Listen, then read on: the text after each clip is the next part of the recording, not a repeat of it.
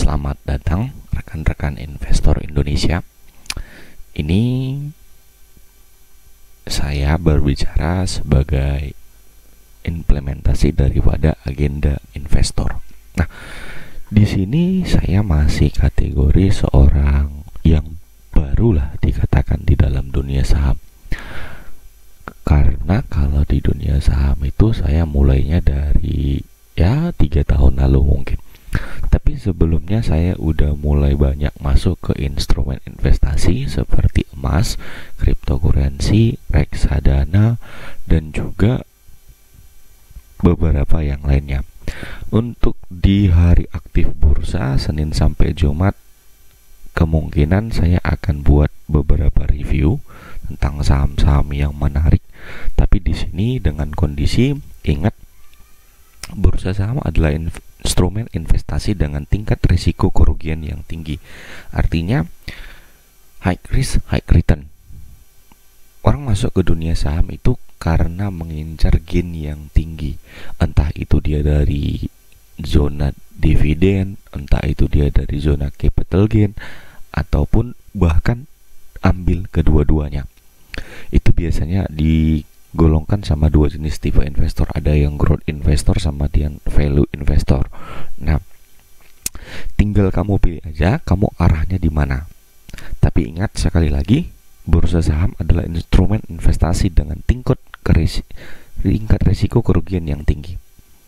Semua informasi dan analisa yang saya sampaikan murni opini dan juga pendapat pribadi saya. Tidak ada rekomendasi jual ataupun beli instrumen investasi atau saham tertentu. Artinya gini, ini saya hanya memberikan beberapa pandangan saya. Nggak ada nyuruh kamu beli, nggak ada nyuruh kamu jual. Itu jari kamu yang pencet beli, jari kamu yang pencet sell. Untungnya kamu makan sendiri, nggak kamu bagi dengan saya. Jadi ini hanya berbagi informasi. Objek video saya adalah berbagi pandangan dan juga informasi. Jika kamu kurang suka, ya silahkan like. Jika kamu kurang suka, silahkan dislike. Jika kamu suka, silahkan like video ini. Nah, langsung saja kita mulai pembahasannya.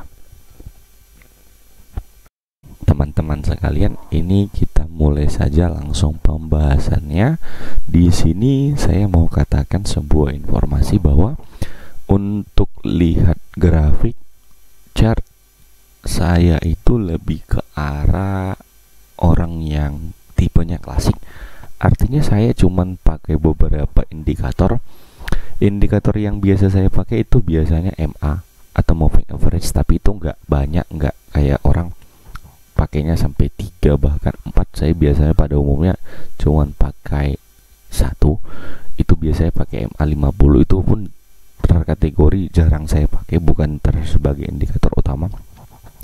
Karena dulu saya awal belajar itu saya pakai banyak indikator. Nah, semakin banyak indikator yang saya pakai, keraguan dalam hati saya untuk klik tombol B itu makin gede. Artinya di sini saya ingin sampaikan bahwa cari aja mana indikator yang menurut kamu paling nyaman.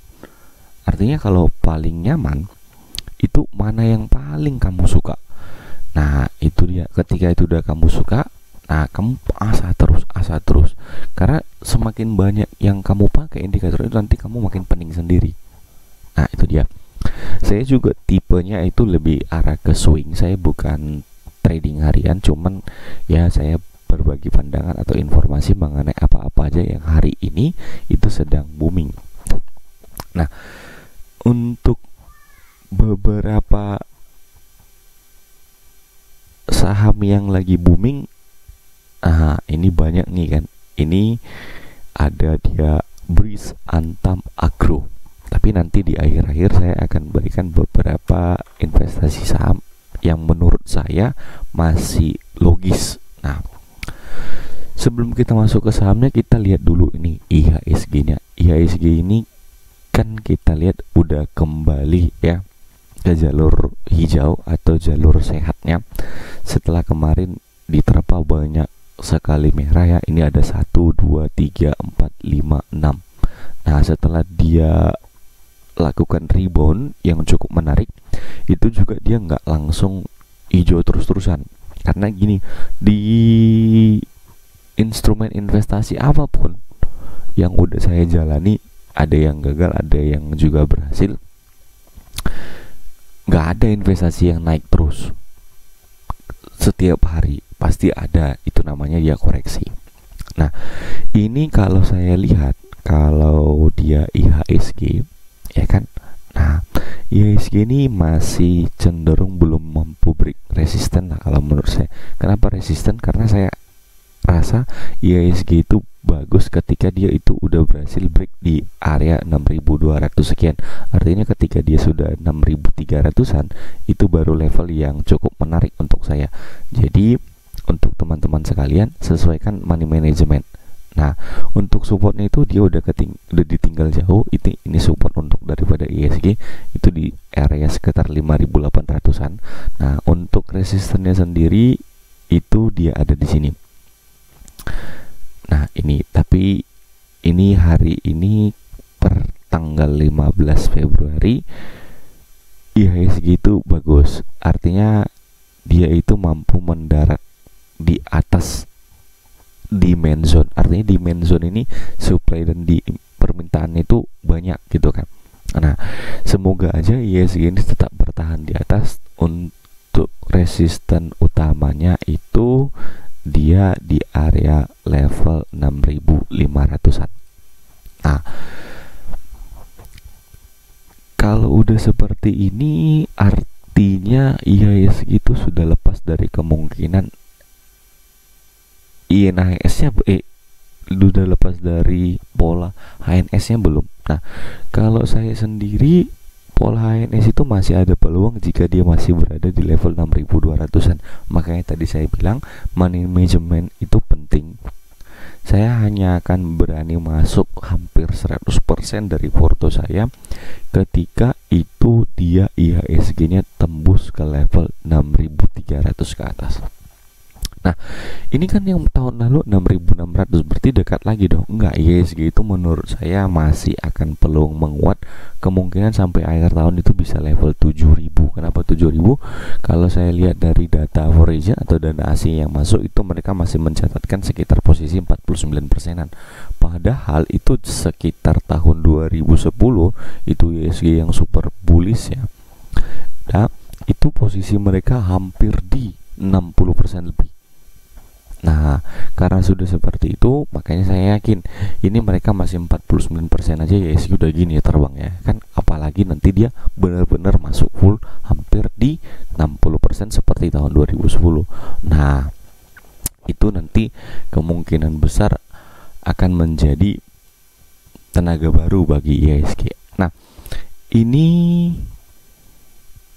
saya biasanya untuk mengecek kemampuan si IHSG itu menggunakan dia Fibonacci retracement.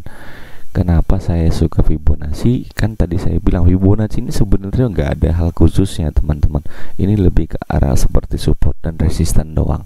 Cuman saya lebih nyaman karena Fibonacci ini biasanya itu golden ratio-nya di 61,8 dan 38,2. Kalau itu berhasil break biasanya itu baik, tapi kalau pantulan biasanya di 50% itu juga baik ya teman-teman, karena itu kan berada di tengah-tengah atau berada di area antara 61,8 dengan 38,2. Nah, ini IHSG udah berhasil bertahan, bahkan dia udah berada di atas daripada Fibonacci 61,8. Ini pertanda bagus kalau menurut saya pribadi. Oke, ini langsung aja ke saham-saham yang saat ini lagi booming. Itu ada dia yang pertama saya buat BRIS. Ini saham sejuta umat nih, sejuta harapan. Banyak kasus dan juga dilema. Di sini saya bantu dengan moving average aja dulu. Soalnya ini saham sebenarnya agak unik. Kenapa ini saya bilang agak unik? Kalau saya pribadi saya nggak akan masuk ini saham lagi teman-teman. Kenapa? Kalau teman-teman semua baca di laporan terbaru atau berita atau artikel, kan ada mengatakan bahwa jumlah pemegang saham daripada BRIS ini udah berubah posisinya. Artinya masyarakat itu kecil banget dapatnya, itu di bawah 5% kalau nggak salah saya ya, masyarakat umum. Makanya mereka itu mau right issue untuk menjaga namanya, dia lupa saya namanya, untuk menjaga efisiensi daripada jumlah pemegang sahamnya. Itu kalau misalnya dia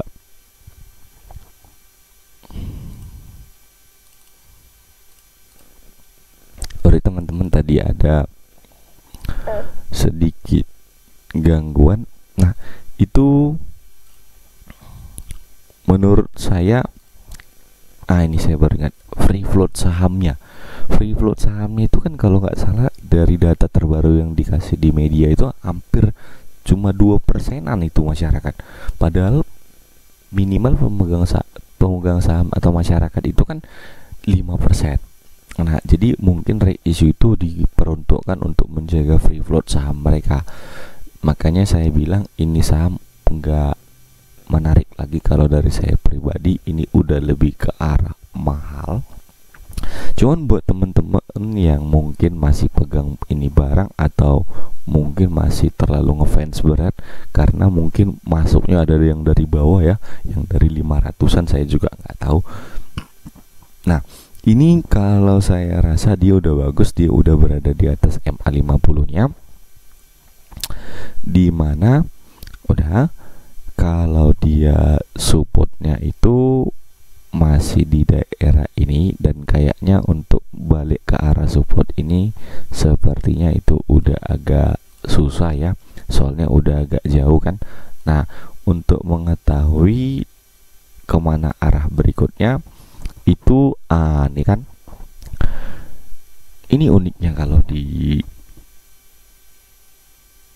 Fibonacci teman-teman. Hal yang paling saya suka di Fibonacci itu, saya tahu golden ratio itu kalau dia udah break itu bagus banget. Nah, ini coba teman-teman perhatikan, dia udah 2 kali loh retest daripada Fibonacci 38,2, ya kan.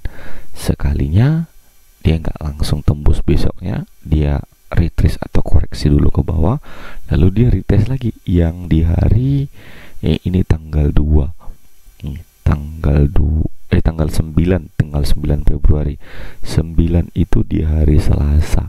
Nah, dia nggak kuat juga, dia ke bawah lagi.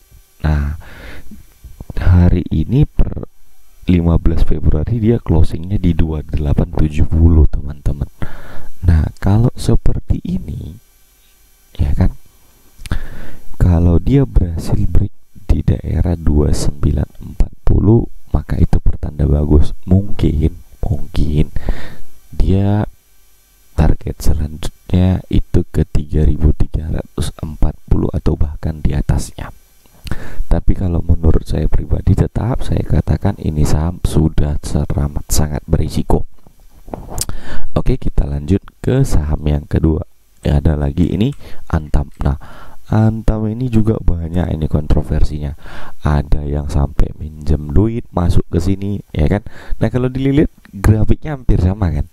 Nah, ini grafiknya itu memang sekarang BRIS dengan Antam ini sudah termasuk ke saham-saham penggerak IHSG. Kenapa? Apalagi saham Antam ini ya, ini market cap itu triliunan lah tiap hari. Dia sekarang lagi yang drive IHSG. Entah karena memang benar-benar lagi diminati atau gimana, apalagi karena masalah isu Tesla ya. Untuk investor-investor baru yang kaum corona, investor angkatan corona, ini saham favorit nih katanya. Tapi kalau saya sih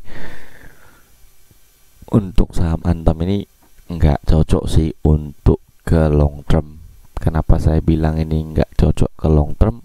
Karena ini kan sebenarnya komoditas kan. Komoditas itu dia cycling teman-teman. Artinya komoditas ini dia ada masanya.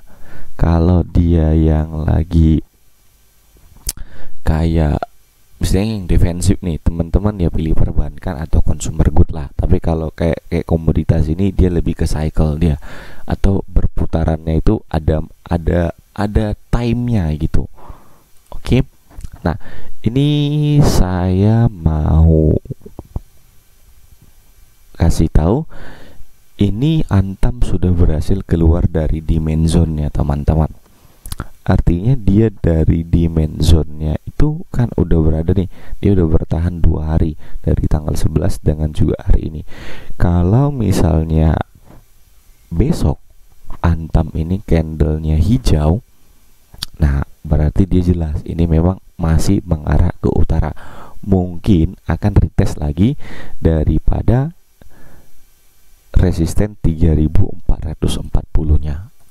Tapi ingat lagi, nah ini kan dia demand zone-nya berada di Fibo 50 nih.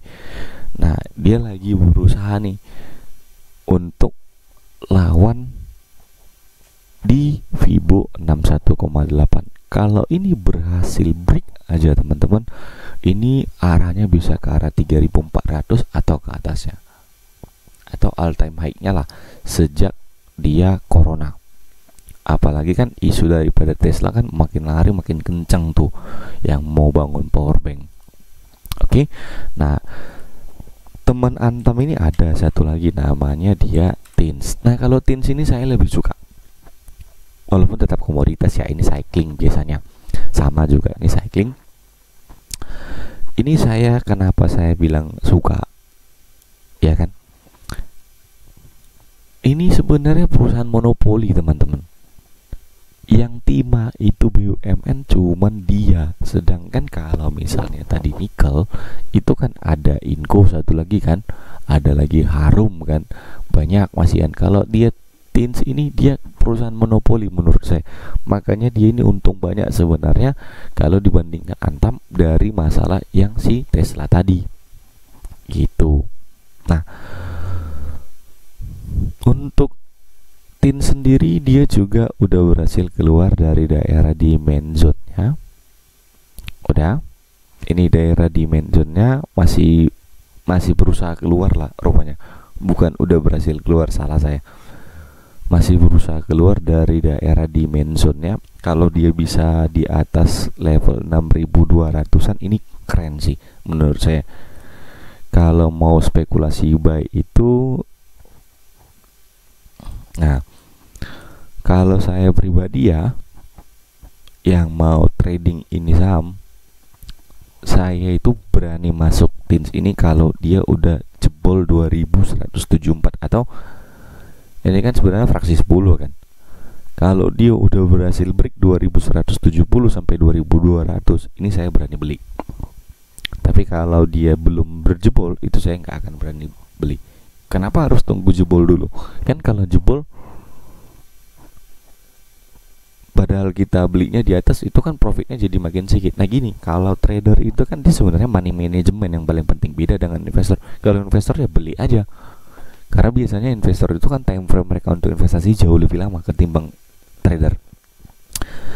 Nah, saya juga ada yang investasi, ada yang juga trading. Kalau trading itu saya biasanya porsinya kecil teman-teman. Saya lebih ke arah investor sebenarnya. Saya lebih suka pegang lama barangnya, karena saya juga punya kesibukan kan, gak bisa pantengin ini 24 jam atau terus-terusan. Jadi saya lebih memilih jadi investor karena terhambat oleh waktu.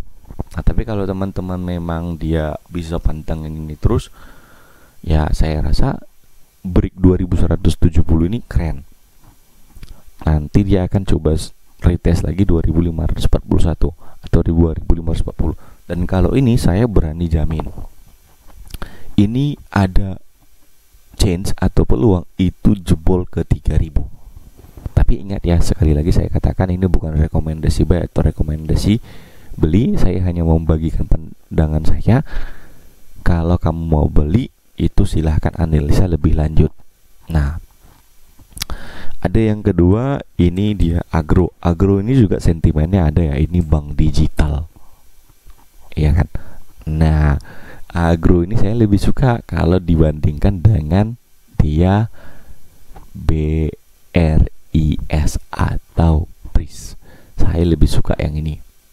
Nah, untuk area demand zone-nya atau resistennya itu dia ada di level ini nih, atas. Belum berhasil break memang. Cuman kalau dia berhasil break ini keren. Saya lebih suka ini ketimbang kamu belinya BRIS. Nah, dia itu belum berhasil lewat daripada Fibo 38,2. Kalau dia bisa tembus ke 1100, nah ini pertanda bagus. Kamu boleh spekulasi buy, tapi ingat, kalaupun dia break, artinya bukan satu hari itu dia ke 1100 langsung kamu buy, bukan. Kamu tunggu closing candle hari itu dulu. Kalau closing candlenya masih berada di bawah, saya lebih baik sarankan kamu gak usah beli dulu. Ketika dia berhasil closing di atas, ya kan, nah itu baru oke untuk dibeli. Makanya trader itu pada dasarnya lebih suka beli sore karena dia lebih pasti candlenya, teman-teman. Nah, apalagi sentimen dia ini kan kuat nih. Ini masalah tentang bank digital. Dia lagi mau merger sama PNM dengan juga Pegadaian. Event banyak media yang lagi sengaja goreng-goreng ini, katanya ini belum jelas, ini OJK tolak, belum terima, ini apa segala macam. Itu biasanya teman-teman, ada bandar yang lagi mau masuk dalam jumlah gede tapi pengennya barang murah. Nah, jadi media itu kalau di Indonesia, ini pendapat opini pribadi saya ya, kalau menurut saya media di Indonesia itu lebih ke arah alat bandar untuk goreng retail seperti kita ini, kalau menurut saya pribadi. Nah, itu saham-saham yang lagi booming. Nah, terus gimana nih kalau misalnya saran saya beli apa? Nah, kalau saran saya yang satu lagi masih menarik itu ada WSKT. Ini juga sentimennya masih bagus kan, SWF. Nah, tapi lagi-lagi teman-teman, kalau masalah SWF ini kalian juga harus pertimbangkan. Saya punya cerita di balik daripada si WSKT ini. Kalau kamu cross check laporan keuangannya, aset mereka ini tambahnya gede loh dari masa sebelum pemerintahan Jokowi. Di 2014 kalau saya nggak salah, ini aset mereka ini masih 9 triliun, ya kan. Di 2020 per 2020 udah aset mereka ini naik sampai 115 triliun. Tapi jangan salah, aset mereka naik, utang mereka juga naik. Utang mereka ini hampir 91 triliun lebih. Dan uang cash yang mereka terima atau punya itu cuma 2 triliun. Bayangin coba, uang 2 triliun, utang 91 triliun. Bayar bunganya aja nggak sanggup. Makanya itu langkah penyelamatan pemerintah, ya namanya juga BUMN kan harus diselamatin. Nah, langkah itu dilakukan pemerintah, satu, supaya dia nggak bangkrut.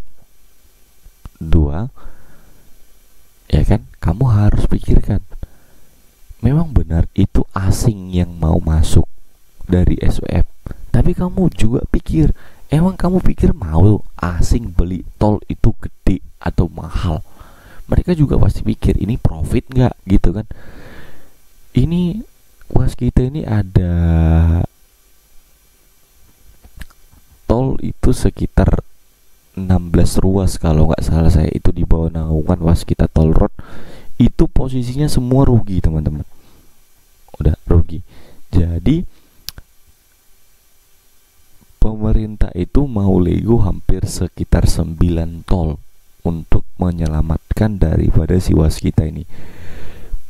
Pemerintah itu lagi upaya kuat banget untuk nyelamatin ini perusahaan. Udah, makanya mereka itu ngotot SWF itu harus jalan. Dari mana tahu kita pemerintah itu ngotot? Kamu tengok Omnibus Law itu kan cepat banget diurusnya sampai detik ini kan. Menteri Keuangan kita juga lagi getol-getolnya. Nah, itu Itu adalah salah satu angka penyelamatannya. Ada satu lagi itu JSMR atau Jasa Marga. Cuman saya lebih suka yang ini karena ini masih ya harganya tergolong murah lah untuk bisa dibeli, harga 1000-an kan. Nah, satu juga di sini kamu harus ingat, ini saya bagikan sama kamu. Ini WSKT masih punya potensi bakal bentuk HNS. Apa itu HNS? Itu head and shoulders, bukan sampo. Itu pattern chart. Kalau dia bentuk seperti itu, maka ini bearish-nya kuat banget teman-teman. Nah, ini saya bagikan. Ini satu. Udah. Ini lagi. Biar teman-teman tahu semua kondisinya ya kan. Nah, ini ya kan, masih bakal ada bentuk potensi, apalagi hari ini nggak berhasil closing di atas 1610. Terus kalau mau masuk nunggunya di mana? Nah, saran saya, ini kan ada kotak merah nih saya bikin kan, ini demand zone-nya. Ini ada di angka level 1610 sampai 1640. Kalau berhasil closing besok candlenya di atas 1640-an, nah boleh deh kamu entry, tapi entrynya jangan langsung main HK. Udah, kamu sesuaikan profil risiko. Nanti resisten berikutnya itu ada di 1700. Kalau break bisa ke 1800. Nah, ini dulu pandangan saya, karena saya juga ini baru video pertama, jadi kalau masih banyak kekurangan tolong dimaklumi. Saya nggak bosan-bosan bilang, kalau kamu suka silahkan like, kalau kamu nggak suka ya udah klik dislike gitu ya kan. Nah, kalau memang kamu mau bantu saya berkembang, ya tolong bantu dengan klik subscribe nanti. Oke. Nah, nanti kalau kamu mau pembahasan atau pandangan saya dengan saham yang kamu pegang, kamu boleh klik di kolom komentar. Oke, demikian dulu dari saya. Salam profit untuk kita semua.